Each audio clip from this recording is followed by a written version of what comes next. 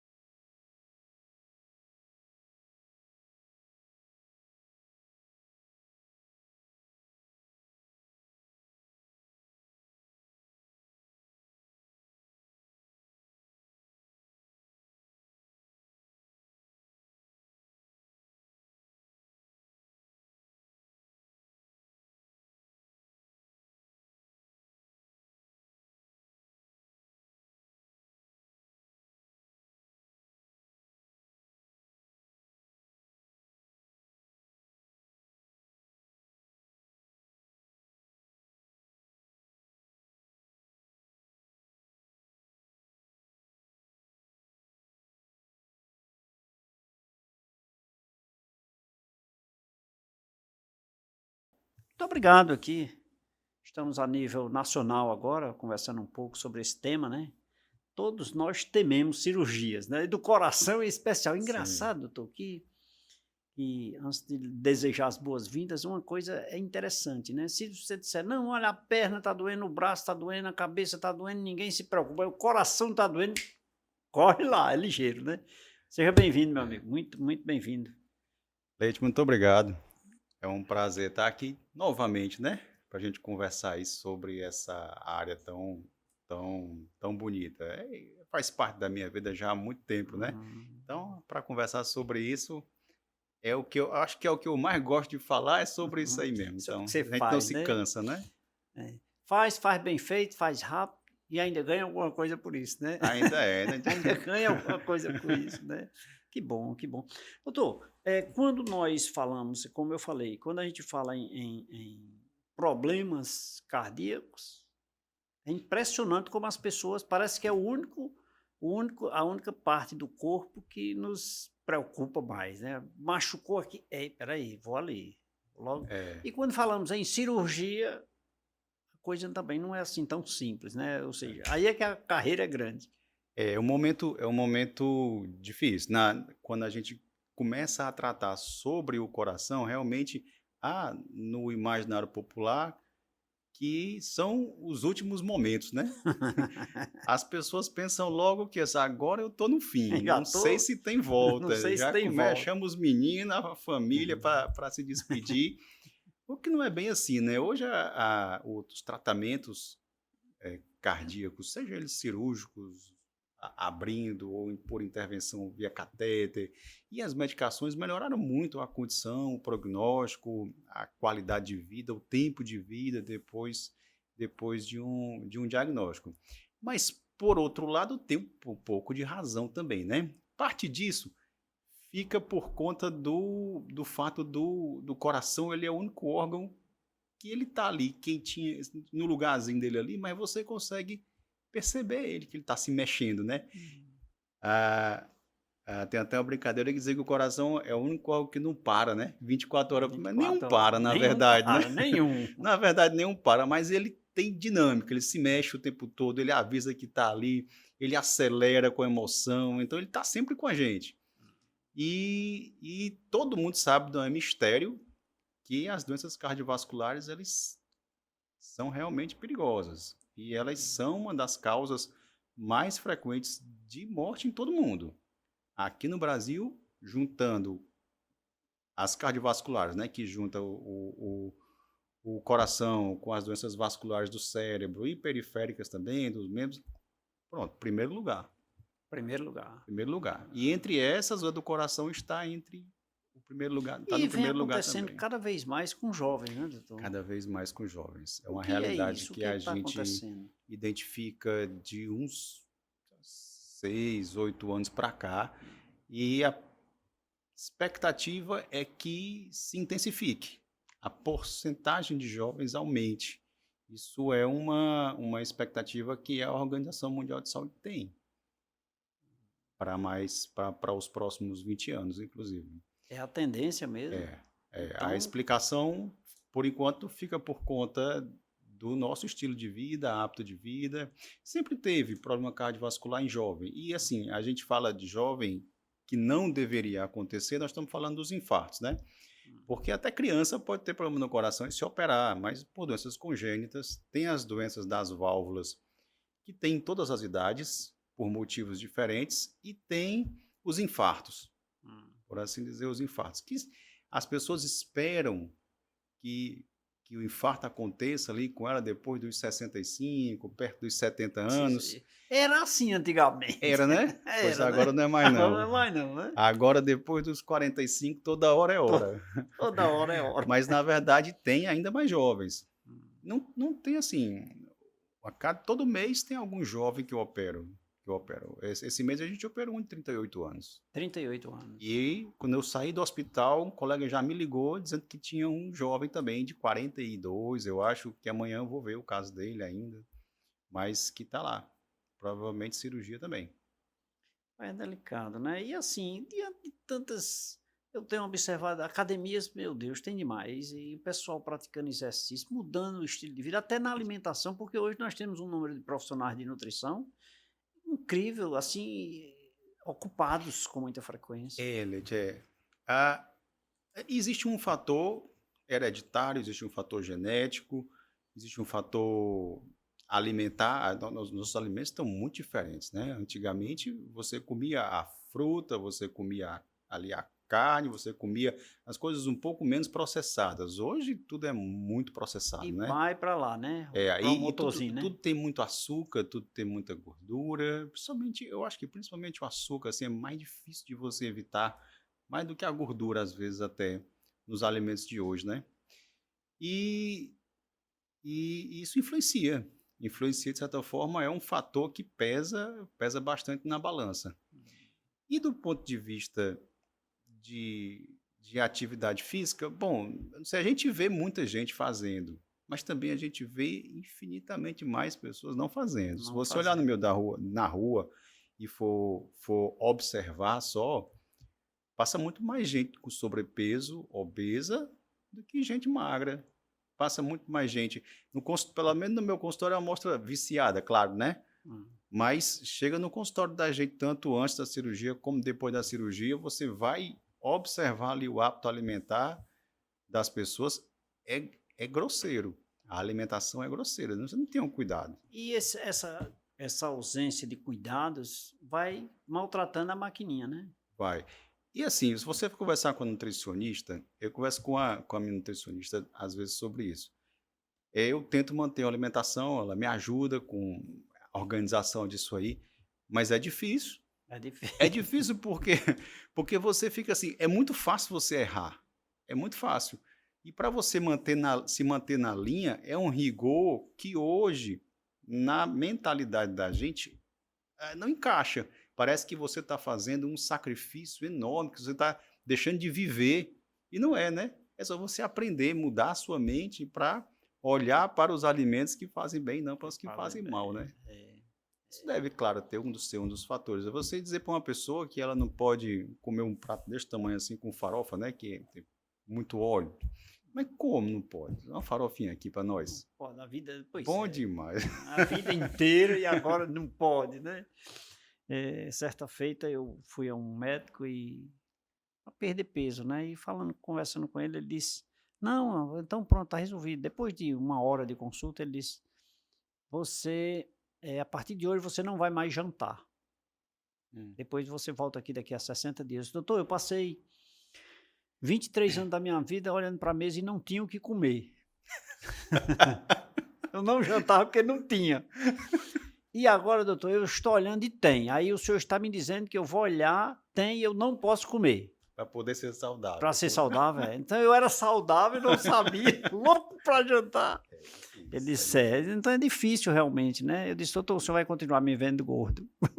Mas são as coisas que acontecem na vida da gente e que a gente tem que realmente... Agora você falou aí, doutor, já que falamos em alimento, na questão da obesidade.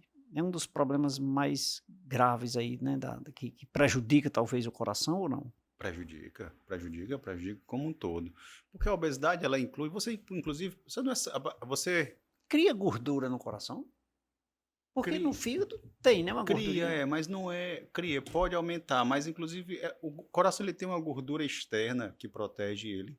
Sim. Não é já é natural dela. É natural, é como a gente chama até de coxinha adiposo. É como fosse, como ele fica balançando, mas ele não é só o músculo seco. Então tem aquela um colchonetezinho. Tem um colchonetezinho para ficar aliviando ali o impacto. Tem. Mas essa não é a que faz mal a ele. E quando você come, não vai para lá. Então, hoje já se sabe que a gordura visceral, que é a gordura que está ali entre os órgãos abdominais, ela tem um efeito muito maléfico, né? E ela pode ser usada como parâmetro para um risco cardiovascular. E isso produz um certo tipo de inflamação no organismo que vai ajudando, junto com o colesterol e a disponibilidade que tem aí de gordura no sangue, que acaba descarregando lá. E o impacto o tempo todo do sangue nas artérias, aquilo vai causando pequenas feridas, e ali a gordura vai se depositando. Ou seja, não vai atingir diretamente ao coração, mas indiretamente ele vai. O depósito não é assim, se olhar para um coração, ele está cheio de gorduras, tem um problema. Às vezes não tem nenhum problema, tem um problema por dentro, né, das artérias. Mas está um coração saudável, mas está cheio de gordura. E como também eu já operei para colocar ponte de safena, revascularizar a paciente, o coração era bem magrinho, sem gordura. É normal acumular, um paciente mais gordo acaba acumulando mais gordura ali também, em todo canto, né? Você faz ideia quantas cirurgias você já fez? Quanto tempo de formado? De formado, eu fiz agora 23 anos, né? De formado, foi em final de 2001, então, aí com mais... Então são 17 anos agora de terminada a especialização, né? São de iniciado, na verdade, né? Eu tenho 17 anos aqui, 17 na verdade. Aqui eu tenho 17, foi mais 6, é verdade. Já trabalhando, pronto, é isso mesmo. São 17 anos na cirurgia cardíaca depois da minha formação, né? A formação para a cirurgia cardíaca foram mais 4, então vai mais de 20 anos aí. Então, são 6 anos na faculdade, depois mais 4 na especialização. Mais 6, então 12 anos só estudando. Só se preparando. Aí depois que eu terminei, aí... Eu digo assim 12, mas é 12 o resto da vida, porque nunca deixa de estudar, né? Nunca deixa não. Nunca deixa de se preparar. Cada caso é um desafio mesmo pra gente. Tem ideia de quantas cirurgias você já fez? Então, hoje nós estamos com a equipe, né, um pouco... Trabalhei. Quando eu cheguei aqui, só tinha eu, né? Assim, chegou como exclusivo. Acabava tendo uma demanda toda... Tinha muito menos demanda, na verdade, a gente operava menos. E com o tempo, a gente foi agregando outros colegas aí, a demanda foi aumentando. Hoje, o que a gente operava, o que a gente opera hoje em uma semana, era o que eu operava antes em um mês. Assim, era muito... A gente fez já umas 6 mil cirurgias. 6 mil cirurgias. Bocado de vida, né? É muita gente. Por isso o pessoal, às vezes, me conta, você operou meu pai. É comum, mas não sou tão né? velho não, né? Me diga uma coisa, aí existe diferença entre aquele tempo, ou seja, 17 anos atrás, mais ou menos. 2008 para cá, houve alguma diferença, alguma evolução, a coisa hoje? Porque existe a questão da praticidade, né? O hábito é uma coisa, né? Mas eu digo assim, em questão de tecnologia, em questão de ambiente, de execução da função. Sim, teve demais. Teve muito, em questão estrutural, teve muito. A gente avançou bastante. É uma coisa que é perceptível que a gente avançou. Primeiro que a gente foi criando aqui na região e no serviço nosso lá no Hospital do Coração o conceito de equipe e de serviço. O que a gente chama de serviço? Não é só um negócio. Eu não posso operar em qualquer hospital e achar que eu vou ter o mesmo resultado. Eu preciso montar uma equipe, gente que pensa como eu penso, gente que conhece a doença como a gente conhece, estando lá operando ou não. Certo. Que tem o mesmo foco, que tem o mesmo objetivo, e a gente tem aprimorado isso ano após ano. E assim, a gente observa, tudo é planejamento, né? A gente precisa planejar e gerenciar. Então, a gente observa ali a demanda mais urgente, resolve e passa para a próxima. E passa para a próxima. E hoje a gente continua. Aliás, eu tenho pensado muito mais da oportunidade, né, de me dedicar um pouco mais a gerenciamento de resultado agora do que antes. Que antes era tanta coisa assim, muito prática que precisava resolver, né? Mais urgente. E como eu estava só, hoje a gente consegue, e em matéria de estrutura, equipe de UTI pós-operatória. Hoje a gente tem uma equipe de UTI pós-operatória dedicada praticamente, exclusivamente para cirurgia cardíaca. Então é o pessoal que faz isso, a gente opera 10 a 12 pacientes por semana. E eles estão lá, operando, sabem reconhecer. Hoje, antes eu fazia o pós-operatório. Hoje... Fazia cuidava na cirurgia UTI. E cuidava do pós-operatório ajudava também. Na UTI. Hoje a equipe faz muito melhor do que eu. Que é como tem que ser, né? Graças a Deus tem quem cuide e a gente confia. Mas claro que o cirurgião sempre está junto, né? No pós-operatório.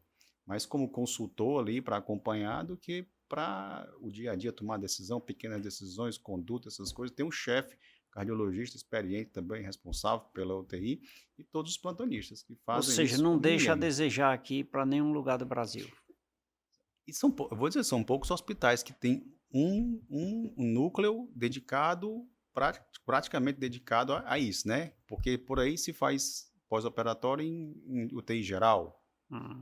É mais e essa é exclusiva. Essa é especializada em pós-operatório. Vamos continuar a nossa conversa no próximo bloco. Vamos tomar um cafezinho? Vamos.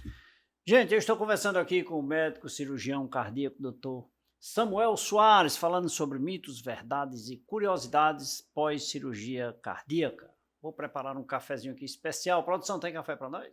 Oh, que maravilha.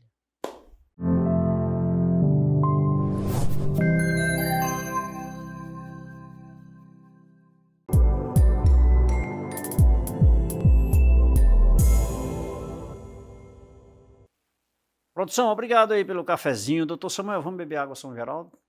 Vamos. Por favor. E um cafezinho, é claro. Café não faz mal ao coração não, né, doutor? Faz controlado. Tudo controlado, nada faz mal, né? Café não faz mal. Gente, quer conhecer um pouco mais sobre esse tema? Mitos, verdades, curiosidades sobre pós-cirurgia cardíaca? É só ficar ligado. TV Meio, TV Café com Leite, e você, programa Café com Leite. Voltaremos em instantes.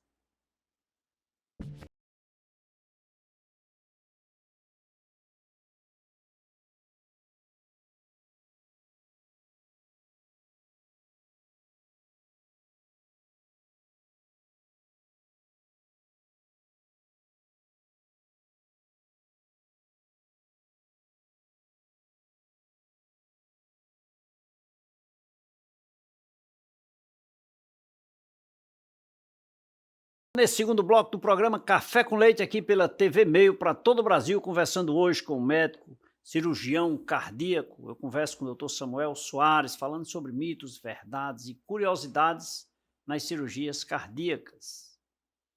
Agora eu vou pedir permissão aqui ao meu convidado, né? Não vou perder essa oportunidade de conversar com você que nos acompanha nesse momento.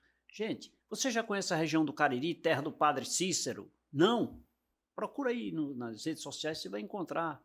Padre Cícero, você já ouviu falar, né? Então você procura aí nas redes sociais a região do Cariri. Nós temos aqui um turismo religioso, nós temos um turismo, uma série de oportunidades para você conhecer a nossa região. Venha para cá, venha nos conhecer. Uma chapada, a única chapada do Araripe que nós temos aqui na região, a única chapada reconhecida internacionalmente é a chamada Chapada do Araripe. Nós temos um turismo ecológico muito bonito também. Agora, se você vem para cá, eu vou indicar para você o melhor lugar para você se hospedar, Hotel Café com Leite. Faça uma reserva no Hotel Café com Leite através das redes sociais. Nós ficamos aqui no bairro Salesianos, ao lado da Igreja do Sagrado Coração de Jesus, pronto para te receber. Um lugar confortável, com um café da manhã maravilhoso, um ambiente, um atendimento personalizado. Tudo de bom para você. Venha nos conhecer, Hotel Café com Leite. Faça já a sua reserva no 3511-4087, a sua casa fora de casa. Doutor Samuel, nesse intervalo, eu lembrando aqui, eu num passado recente se fazia uma cirurgia e passava-se 8 dias no hospital, né? 15 dias até, dependendo de cada. Hoje, 3 dias, 4 dias. Vamos para casa. É porque melhorou a formatação de se fazer um processo cirúrgico ou tem um outro fator impeditivo que tem que ir para casa? Não, tem lugar no hospital só fica se você tiver muito doente mesmo. Lugar até mesmo de se recuperar é em casa. Em casa, né? Se você tiver, obviamente que às vezes você precisa considerar a condição da casa, da pessoa, até para poder dar alta a ela. E a tendência hoje é a gente estabelecer uma alta precoce e um acompanhamento mais próximo no consultório. Então, tem algumas coisas que você vai fazer em casa que você pode fazer ou no hospital que você pode fazer em casa. A rigor, o que é essencial é a gente garantir que há uma estabilidadezinha, que você não está tendo arritmias depois da cirurgia, que você está respirando bem, e mesmo assim, essa questão da dificuldade de respirar é uma coisa que acompanha ainda por algumas semanas, a pessoa no pós-operatório incomoda um pouquinho no começo, você não pode esperar ela estar 100% da respiração assim para ir, porque não dá certa dificuldade. Não muita. É a parte infecciosa, né? Você precisa garantir que não tem nenhuma infecção, e aí você está liberado para continuar seu tratamento em casa. E a recuperação em casa é bem melhor nesse caso, né? Tudo. Dependendo do ambiente, né? Em tudo é melhor. A deshospitalização é um passo assim, marcante. Quanto mais rápido a gente conseguir deshospitalizar, melhor é para a pessoa, para os familiares. É porque quando a gente imagina assim, estar no hospital, já se imagina o impacto. Estar na UTI, ali já está meio condenado. Mas esse preparo, a gente não consegue simplesmente fazer tudo de forma tradicional e mandar a pessoa para casa com 5, 6 dias. A gente precisa começar esse preparo antes. Então, hoje eu gosto de dizer que hoje o paciente, quando se senta comigo para planejar um tratamento cirúrgico, ele tem que vir preparado para uma jornada. E ele vai participar disso aí ativamente. No pré-operatório, a gente precisa identificar algumas deficiências que ele possa ter, que seja respiratória, que seja de força, muscular, nutricional, tanto na obesidade quanto na desnutrição. E o obeso pode ser desnutrido também, né? Mas tanto no baixo peso como no alto peso, desnutrição,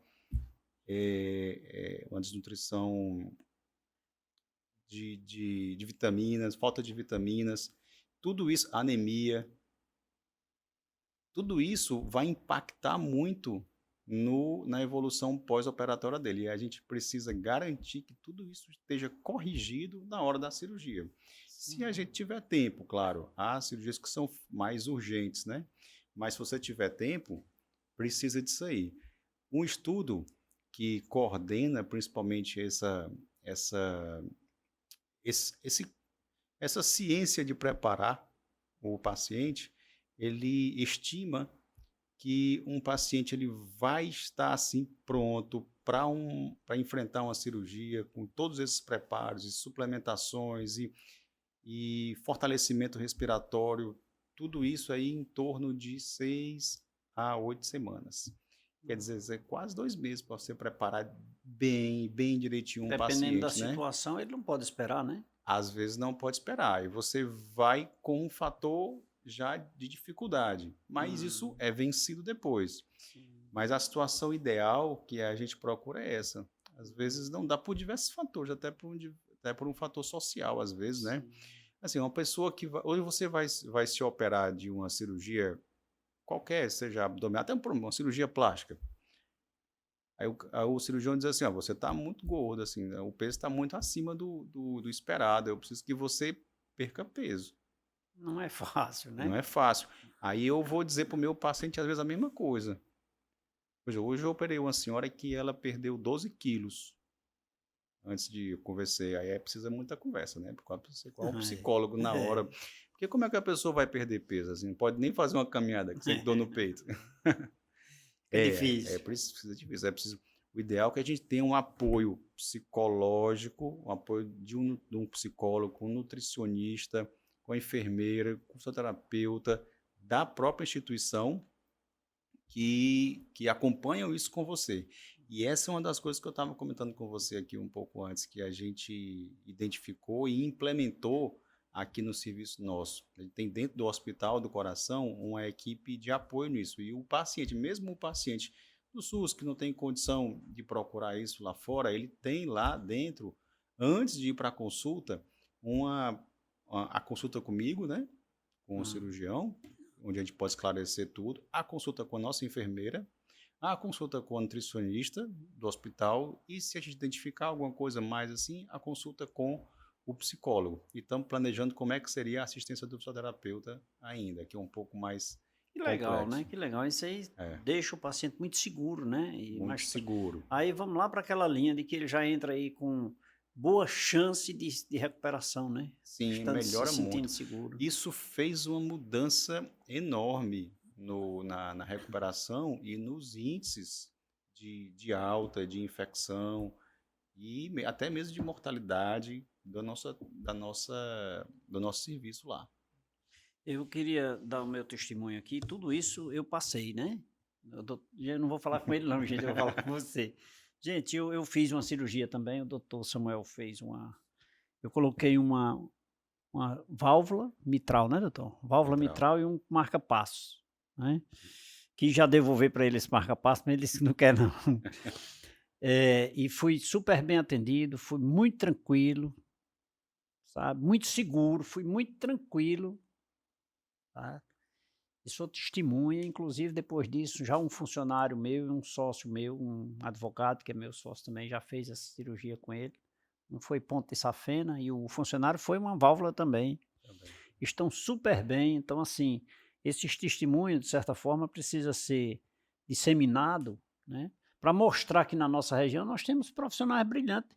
É a razão dele estar aqui conversando comigo, eu estou super bem, né, eu estou na academia, estou me sentindo bem, me alimento bem, tá, então O pessoal tem muita dúvida, né? Existe muito, tem muito mito aí em torno da cirurgia.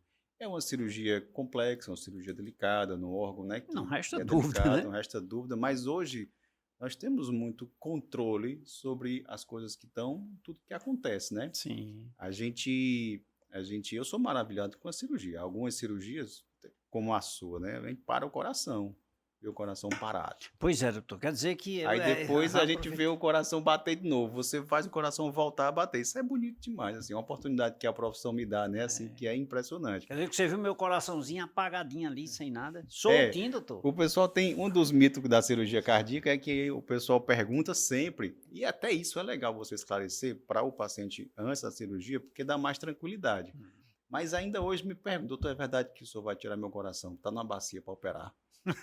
Desse jeito. Eu digo a todo mundo, você tirou o meu. É desse jeito. Então, a gente não tira o coração, né? Ele Hum, fica no lugar dele. Agora a gente precisa abrir. Aí precisa sim. parar para poder abrir. Senão sai o sangue todo, né? Senão sai o sangue todo e faz o remendozinho lá no Faz o lugarzinho. remendo por dentro e tal, e depois fecha de novo, tira o ar igual. Existe condição, ou existe algum momento, alguma cirurgia que você já fez, por exemplo, abriu para fazer, por exemplo, uma válvula, colocar uma válvula e de repente tinha um outro problema e emergencial teve que corrigir ou não dá para perceber? Dá. Não é bom. Todo diagnóstico, por isso que precisa ter muita paciência na hora de indicar. Todo diagnóstico precisa ser feito antes da cirurgia. O meu chefe ainda dizia assim, o meu primeiro chefe, na verdade, né, quem me colocou nesse ramo aqui, eu me apaixonei por cirurgia cardíaca vendo ele operar com o Dr. Regis Jucá, um cirurgião, um dos Em primeiros Fortaleza, cirurgiões lá em né? Fortaleza, né? Ele dizia que sala de cirurgia não é lugar de diagnóstico. Então a gente precisa ir sabendo o que tem que fazer e vai direcionado. Agora, no meio do caminho você encontra alguma coisa que olha, isso aqui não foi visto, não era para estar aqui, isso aqui passou batido. Aí você, se possível, se você tiver certo, corrige. Senão, às vezes a gente precisa, bom, vamos avaliar depois como é que Deixa é, para porque depois, senão, para evitar, né? às vezes a gente... Dentre os. Aí são curiosidades, eu presumo, que É, acontece, que a gente tem que ter. Uma outra curiosidade também que eu imagino aqui, que eu queria até te perguntar o seguinte: que pode acontecer, eu imagino que tenha acontecido, é, por exemplo, uma cirurgia por força de um acidente. Um acidente de trânsito, um acidente qualquer, e tem que fazer a cirurgia do coração. Aconteceu já isso? Não. Ou não? não, mas acontece. É por trauma, claro, por trauma assim de agressão pessoal, tem muito, né? Vale a facada, né? Tem tiro, né? A Tem gente que não correr e tem muito, remendar, né? Não, a não gente já tem fez, tempo, não. a gente já fez algumas depois de algum tempo. Hum. Foi uma senhora que recebeu uma facada, eu me lembro, e a gente não tem um hospital de emergência em trauma, então não veio pra gente. Ela ficou em outro hospital, e depois de 5 dias viram que tinha alguma coisa errada, fizeram algum exame e mandaram pra gente. Mas ainda deu tempo a ajudar. E outro foi Foi, né? muito curioso, foi um rapaz que esse levou alguns tiros. E um foi lá na horta, fez literalmente, um orifício na horta, um rombo mesmo, a gente pode dizer, porque a horta ele era pequena, a horta dele devia ter uns 2, 3 centímetros, assim, e fez um buraco de 1 centímetro, assim, era para ter saído todo o sangue dele por ali. E ele já estava 15 dias depois do tiro. E Aí a deu gente certo e ele deu tudo escapou. certo, tudo certo.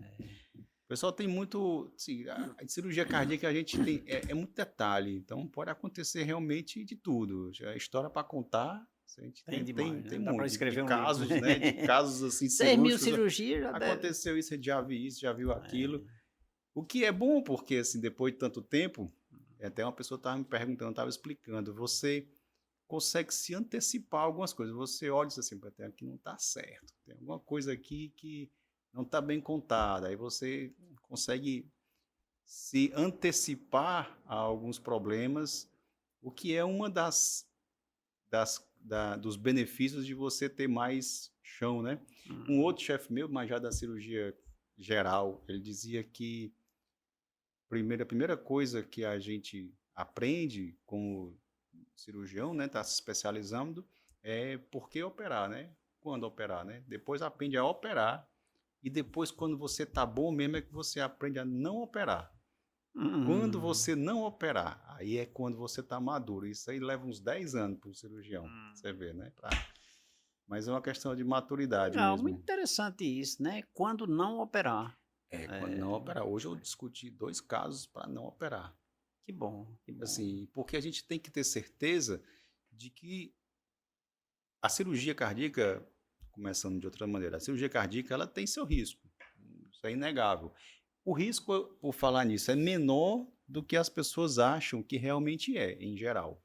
Porque quando as pessoas chegam para a gente com o diagnóstico que, olha, vou me operar, vem todo mundo, tá todo mundo certo que ali é Ali já 80% de chance de morrer. 80%. E não é nem 20%. Enfim, em geral, o risco da cirurgia cardíaca é muito abaixo disso. Tem casos e casos, claro, mas no dia a dia o risco é um risco pequeno, muito, muito menor do que as pessoas acham. Tudo Então, depende do organismo também, vai né? de Da situação. 0,5% a 4%, em geral, por aí, depende das circunstâncias, do próprio organismo, principalmente, Sim. né? Mas a gente, quando eu estava falando de quando operar e quando não operar, o risco da cirurgia que a pessoa acha que vai ter não é um risco tão alto assim. Tem sempre o lado bom também, né? Tem. A recuperação dos cuidados do não operar. já é um lado positivo, né? Às vezes é uma alegria, os pacientes que estão precisando operar ficam muito felizes quando eu digo que vou operar, mas quando eu digo que eu não vou, Aí vibra, aí né? é que fica mesmo. Vou pedir para preparar mais um cafezinho aqui, daqui a pouquinho a gente continua, tá bom? Gente, Dr. Samuel Soares aqui no programa Café com Leite, especialista em cirurgia cardíaca, brilhante profissional aqui no interior do Ceará. Inclusive, faz cirurgia de pessoas de todo o Brasil, viu? Conheço pessoas do Paraná que já veio fazer cirurgia com ele e de outros estados também.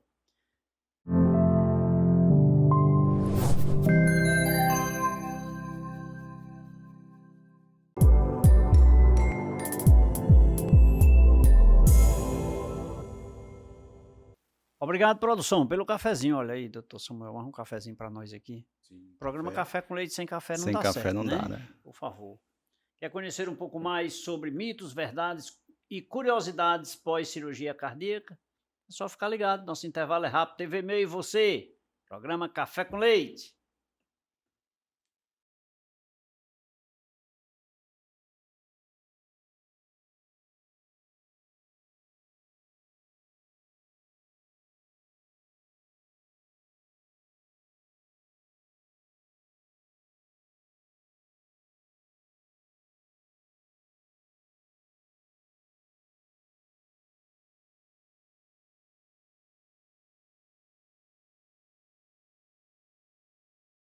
Volta aqui na TV Meio, o programa Café com Leite, nesse terceiro bloco, conversando aqui com o nosso convidado, o médico cirurgião cardíaco, Dr. Samuel Soares. Tenho a honra de tê-lo aqui em nosso programa para falar sobre esse tema, né? Mitos, verdades e curiosidades pós-cirurgias cardíacas. Doutor Samuel, doutor, falamos um pouco, mas tem uma curiosidade, um mito. Eu presumo que seja, mas se não for, o senhor me corrija, então, mas é uma curiosidade.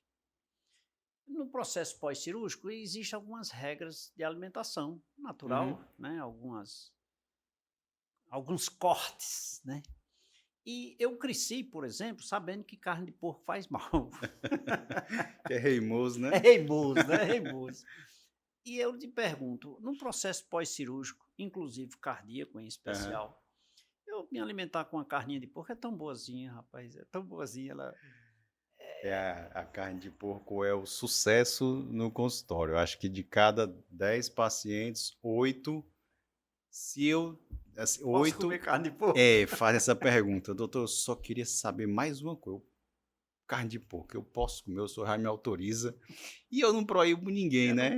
Eu acabo que eu não proíbo. Aí um dos mitos que os pacientes têm muito em relação à cirurgia cardíaca é que o cirurgião cardíaco é nutricionista. A gente não é nutricionista. A gente não é nutricionista. Mas a gente, claro, orienta. Até porque eles erram muito. Erram muito e muitas vezes pelo exagero. A família, principalmente, né? E aquele seu ente querido operou, estava todo mundo muito tenso. Às vezes o cara vivia uma vida totalmente descontrolada. Aí por causa daquilo ele era sobrepeso e hipertenso.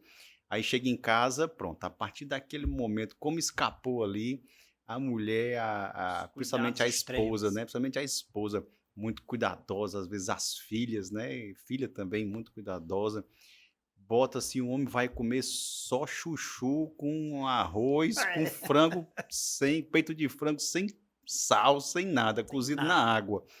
O coitado não come. Ele não come, não vive desse jeito. Então precisa disso, né? Muitos até vão para o hospital por causa dessa terapia que a família faz, né? Voltam com a pressão baixa, porque todo paciente acaba saindo com remédio que baixa a pressão. Sim. Aí também não está mais se estressando, está em casa só repousando, a pressão vai baixando, baixa demais, né? Então, a alimentação, ela tem que ser uma alimentação mais leve, né? A carne de porco, a gente brinca assim, mas os primeiros 40 dias é bom realmente dar uma folguinha, mas o pessoal quer 2 anos sem comer e tal. A esposa não quer deixar nunca mais, nem olhar. São muitos exageros. E muitos assim, a gente vem, eu oriento tudo no pós-operatório, vejo todos os exames como estão, as medicações e tudo. Aí tem gente que traz um papel, diz assim, doutor, agora tá aqui, ó. Eu queria que o senhor botasse aí o que ele pode e o que ele não pode comer. Eu não sou nutricionista. Eu disse, não, eu não sou nutricionista, não. O que pode e o que não pode fazer. Quantos quilos pode pegar? Eu posso levantar quantos quilos? Eu digo, eu não sei quantos que você pode pegar. Eu não sei nem quantos você levantava antes. Eu sou saudável, assim, levanto alguns quilos. Mas tem uma pessoa que pode levantar mais do que eu, então não tem. Precisa ter bom senso, a pessoa vai se testando depois de certo tempo, que ela vai ter conforto em carregar já, porque realmente mexer com os braços, depois da cirurgia cardíaca, vai trazer um certo desconforto no começo. Por isso que a gente evita que a pessoa dirija pelo menos uns 60 dias, moto, talvez um pouco mais, até porque se acontecer alguma coisa, aquele movimento brusco que você precisa fazer, vai machucar um pouco, não vai abrir como as pessoas pensam. É um mito assim que você vai abrir, a cirurgia vai ficar aberta, se você fizer um movimento muito grande. Não, no começo é mais um pouco mais desconfortável, mas a partir aí do segundo mês é bem mais tranquilo. Sempre após o segundo mês, né, doutor? Eu acho que esses cuidados nos primeiros 30, 40 dias aí, ele é essencial, né? As pessoas sofrem muito com a posição de dormir. Não tem uma proibição de você dormir um pouquinho de lado, não tem. Agora, às vezes a pessoa vai ficar de lado e sente um pouco de desconforto. Se sentir, mas se estiver bem, ficou de lado, dormiu bem, por mim, não é por causa disso que vai abrir. O coração não vai reclamar, não Não vamos abrir de reclama, o novo, coração né? está lá funcionando, tranquilo, não é por causa da posição dele que você vai ter Mas, doutor, aquela problema. questão, por exemplo, aqui na frente está tudo tranquilo, bem limpinho, bem cicatrizado, aquela coisa. Mas dentro eu ainda estou ferido, né? A Nesses 30, cicatrização 60 dias, o né? que tem de que é mais agressivo assim, né, para recuperação, é porque a gente precisa serrar, abrir esse osso, né? A gente abre o osso longo, que é esse osso aqui da frente, de uma ponta a outra, né? E depois a gente fecha e ele precisa cicatrizar e estabilizar. Enquanto ele não estabiliza, toda a musculatura que a gente chama de cintura escapular, do braço e às vezes até a costa influencia também, o peitoral, se insere aqui e acaba tracionando um pouco, como tentativa de abrir mesmo. Mas se o externo, né, esse osso estiver bem estávelzinho, ele não dá tanto desconforto, não. No começo vai estar inflamado, é claro, né, porque tem a agressão da cirurgia, e a analgesia é muito importante conversar sobre a analgesia, não tem nenhum problema, deve tomar remédio para dor nesse período, né, são alguns remédios que a gente sempre recomenda. Então é importante ter essa visão um pouco menos cheio de fantasia, né, em torno disso. Não é uma coisa do outro mundo. Né?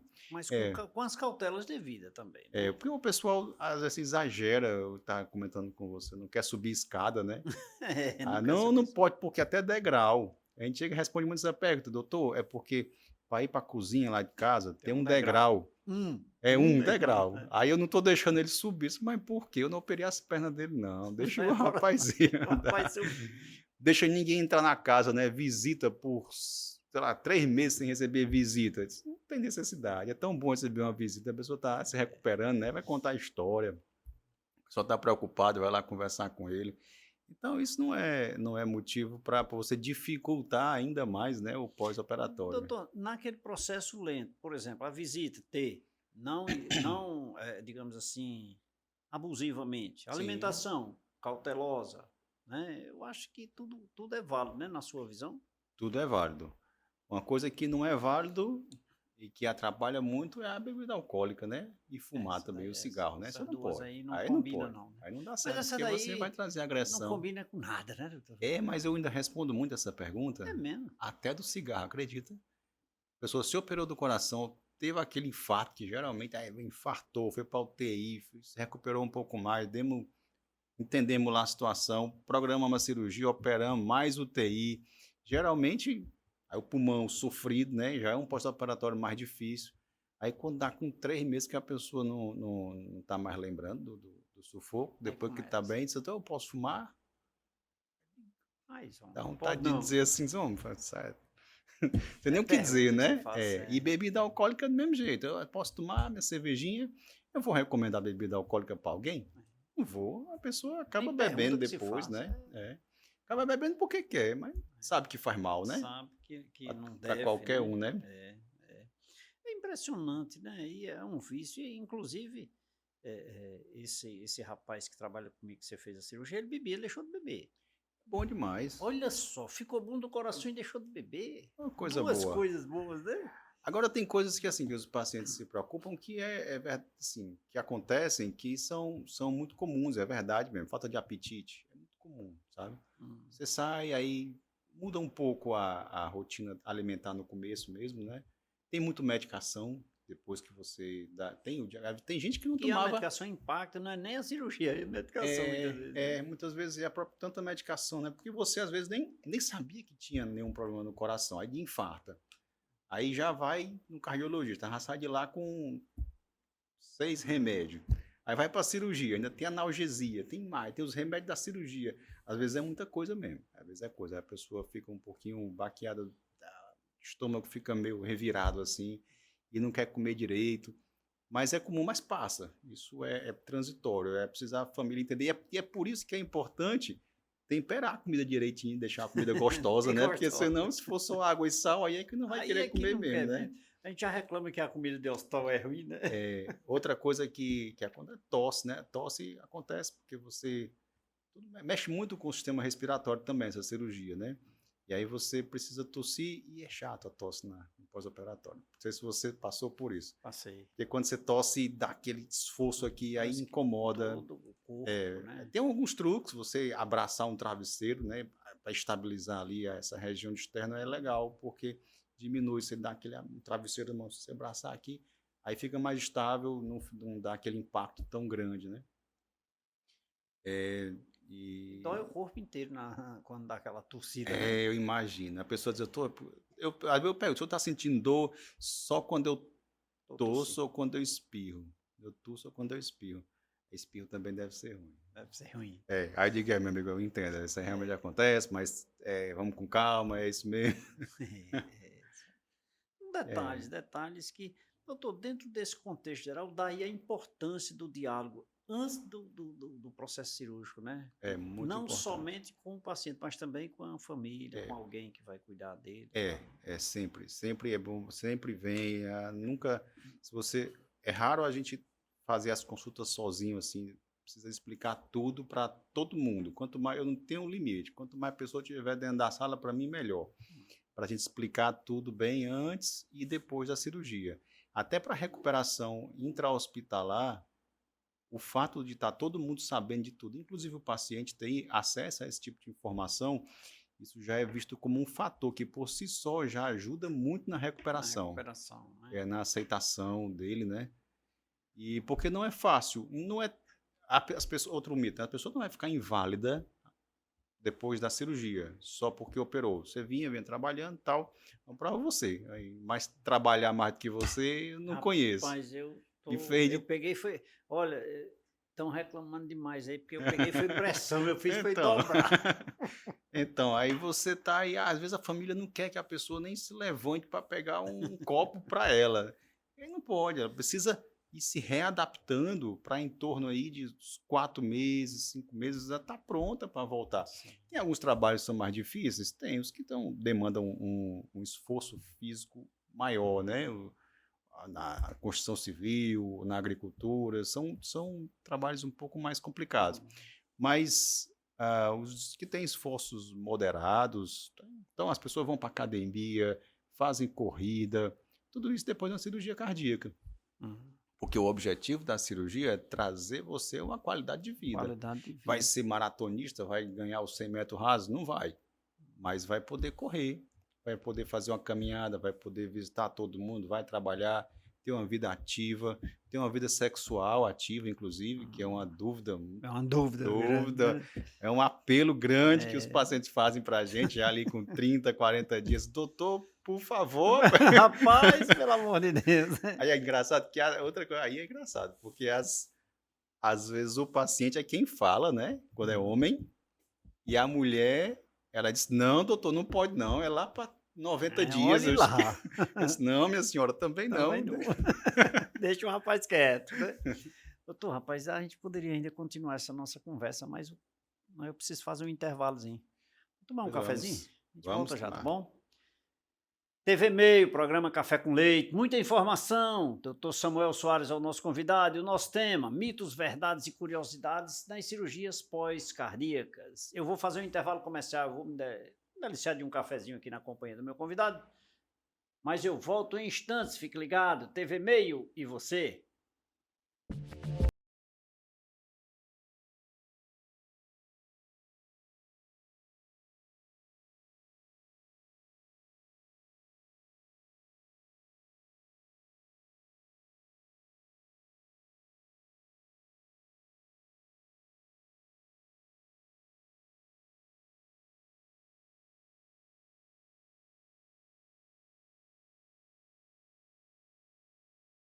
Que era rapidinho, me delicei de um cafezinho, já bebi uma água mineral e agora, para agradecer, doutor, eu tirei mais dúvidas sobre mitos, verdades e curiosidades sobre essa cirurgia cardíaca, a qual eu tive, não vou dizer que eu tive a honra, mas eu tive a honra de tê-lo como meu cirurgião, né? Pronto, eu não tive a honra de fazer a cirurgia, mas eu tive a honra de tê-lo e dizer que estou muito bem, graças a Deus, estou na academia, estou minha vida normal, vivo minha vida normal aí.